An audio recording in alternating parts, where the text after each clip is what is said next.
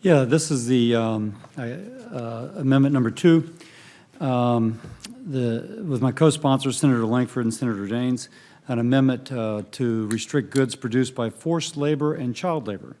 At a brief description, the amendment would prohibit the importation of solar cells, wind turbines, or energy storage equipment or components into the United States until it can be certified by the United Nations that the components and manufactured equipment is not mined or manufactured using forced labor or child labor.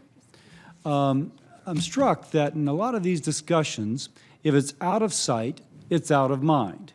If there's carbon leakage from the United States to China, we feel good about it, even though they use coal as feedstock 60% of the time, and global greenhouse gas emissions increase. But there's one thing that even if it's out of sight, it should not be out of mind. It's inhumane labor practices. In the Congo, these minerals are mined for these batteries using child labor. It is well documented that children as young as 3 are taught to pick the pure ore out of the mined material. Mothers will speak of children starving to death, of children being given drugs to suppress their appetite.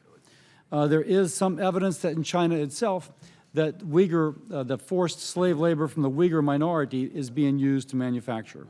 Even though this is out of sight, it should be in our minds.